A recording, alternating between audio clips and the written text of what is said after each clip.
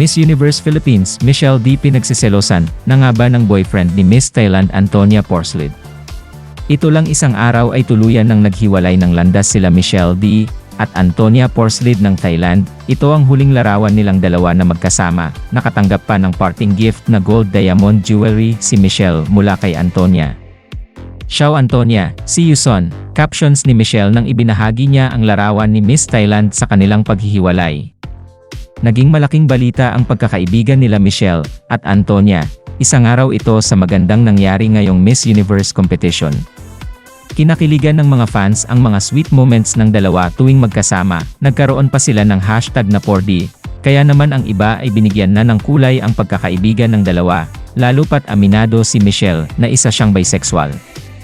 Naging usap-usapan din ngayon ang ilang larawan na ito na gawa ng ilang Thai fans, kung saan makikita na pinalalabas na pinagsiselosan na si Michelle ng boyfriend ni Antonia.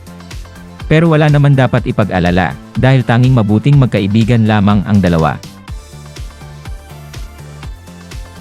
Samantala habang papauwi ng Pilipinas ay naging sunod-sunod naman ang pagpo-post ni Michelle ng picture habang kumakain ng Jollibee. Marami tuloy nagsasabi na ito na siguro ang good news ni Michelle na ayaw pa muna niyang ipaalam sa publiko.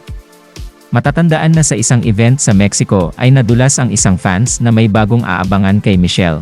Secret daw muna ito at abangan na lang ang good news. Miss O, siya ang bagong the new...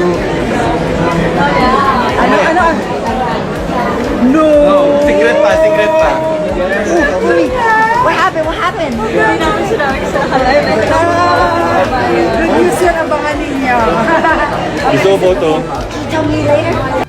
Matatandaan na naging endorser rin ng Jollibee sila, Pia Wurtzbach, at Catriona Gray, kaya nakakatuwa na mapapabilang na dito si Michelle D kung sakasakali.